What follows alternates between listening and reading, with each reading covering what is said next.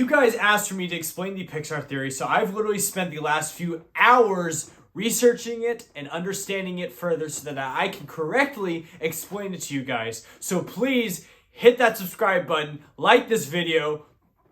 I'm already so tired. Before we get into the Pixar theory, the first thing you gotta know is that the Pixar theory is literally a theory. It is not confirmed, it is not official, and I did not create the Pixar theory. The Pixar theory was created by John Nagomi, a super fan, back in 2013. Yes, Pixar movies have come out since then. They don't all fit in perfectly. Some of them are just placeholders. Again, the Pixar theory is just fun, so just go with it. And what is the Pixar theory, you're asking? Well, the Pixar theory is the explanation to how and why all the Pixar movies are connected in the same universe, the PCU. Let's do this. In order to correctly and specifically explain the Pixar theory, we have to go through each Pixar movie in timeline order. So with that, we start with The Good Dinosaur. The Good Dinosaur is obviously the very first movie in the Pixar theory and timeline. For obvious reasons, there's literally dinosaurs in the movie. That's the entire relevance to the Pixar theory. Moving on to the next movie. Brave, set in medieval Scotland. Brave is incredibly important to the Pixar theory. The character we have to focus on when it comes to the Pixar theory is the witch. The witch can literally transport from one place to another through doors. And there's a wooden carving of Sully in her cabin. Well, wait, if she's traveling through doors and she has a wooden carving of Sully, why isn't Monsters Inc. before Brave? We'll get to that later. Moving on to the 1950s, we have Luca set at 1959. That's it. That's the entire relevance to the Pixar theory. Moving on. Incredibles technically starts in the 1950s, but it does take place in the 60s. If you follow me on TikTok at BigScreenBearCon, you probably know that I put the Incredibles in the 50s. That's my mistake. That is not correct. Technically, the movie does start in the 1950s, but the majority of the film takes place in the 60s. Within the Pixar theory, the first superhero was created by the US government. Harnessing human emotions, the most powerful energy on Earth, the government created the first superhero. And the tech that Syndrome uses to defeat superheroes was created utilizing AI technology provided by and Large. The next movie in the Pixar timeline is The Incredibles 2. Not that important. Now this is where things get kind of dark, because the next movie is Toy Story, about 30 years in the 1990s after The Incredibles. There are no more superheroes in the Pixar universe. There's no more superheroes in any Pixar movie after this point. So it's safe to assume all the superheroes have died. Even Jack. I'm sorry. All the superheroes are gone. However, human emotions are not done being harvested. By and Large is continuing to harvest human emotion through toys. By and Large created toys to continue harvesting human emotions. Humans pour a lot of emotions, a lot of love into their toys. However, By and Large did not anticipate that their love would literally bring toys to life. That's how powerful human emotion is. The next movie in the timeline is Toy Story 2. Toy Story 2 is important because it's the first time in the Pixar universe we see resentment towards people. Moving on. Next, we have the newest Pixar movie, Turning Red. Turning Red takes place in early 2002. That is all the relevance to the Pixar theory. Moving on. In Finding Nemo, we see our first example of animals resenting people. And of course, I'm talking about the animals in captivity who feel neglected, like the toys in Toy Story 2 who also resented people.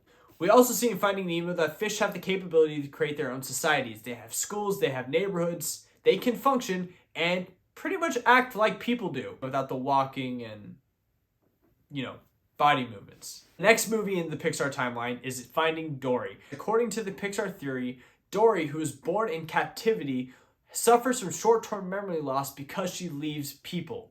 The Pixar theory believes that the closer animals are to people, the more intelligent they are, explaining why Dory is able to read and able to speak other languages. Moving on to the next movie, Ratatouille. Now, a lot of people like to fight me and say that Ratatouille took place in the 1900s. That is not true. There's one specific moment in Ratatouille that proves that it's in the 2000s. When we see Cousteau's will, it is specifically dated June 23rd, 2004. Why is Ratatouille important to the Pixar theory? Well, Ratatouille, we once again see an animal who spends a lot of time with people be super intelligent. Remy is incredibly smart. Remy literally becomes the best chef in the world because of how much time he spends with people. The next movie in the Pixar universe, Toy Story 3. Toy Story 3 is important because it actually has proof that all Pixar movies are connected. You see Dara from Finding Nemo, Boo from Monsters Inc.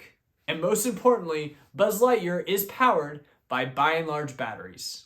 Then we have Toy Story 4. Literally proves that toys come to life because of the power of human love. We see Sporky, trash, come to life because of how much Bonnie loves the thing. We also see that some toys are more powerful than others based on how much love they've received. Woody is incredibly powerful.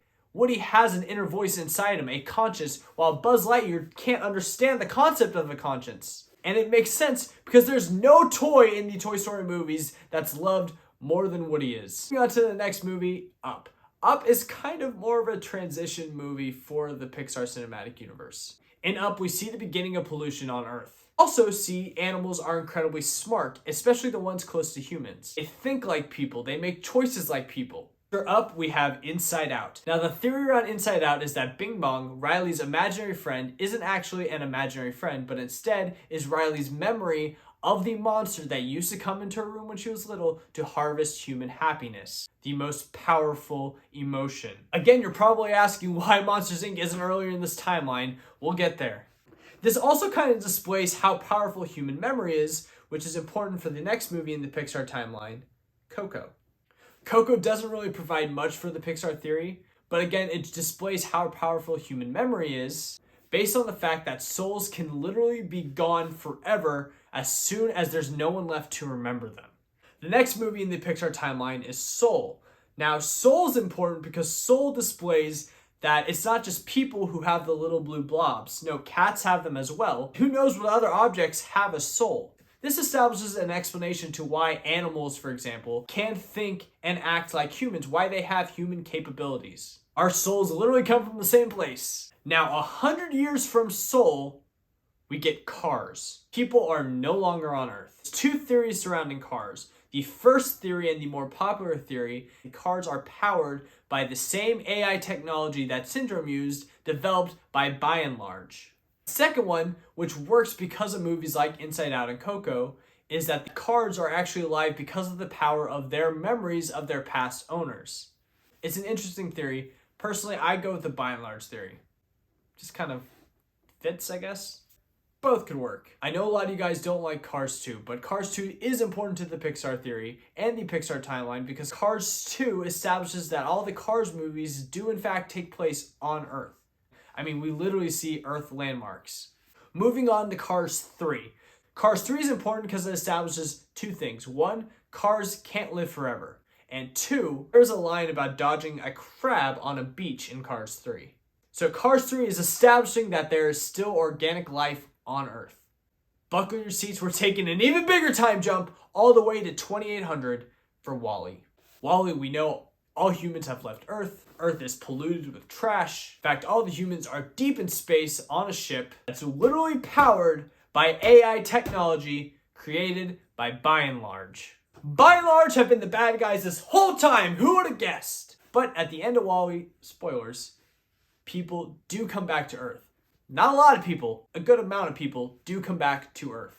About 100 years later, we get A Bug's Life. A lot of people in my comments are saying Bug's Life can't be after WALL-E because there's people in the movie. Well, okay, at the end of WALL-E, people do come back to Earth. There's just not a lot of them, which works for putting Bug's Life in this part of the timeline. Why the heck would an ant not mention a person once? The only explanation is that there's not enough people on Earth to be scared of them. Ants do not care about people, they care about other insects. Moving on to the next movie, we get Onward. Onward is literally just another transition movie for the Pixar timeline. Nothing really happens in Onward for the Pixar theory. It just, again, serves as a transition from people to a monster-filled world. So with that, we finally arrived to the Monsters Inc. movies. Starting with Monsters University.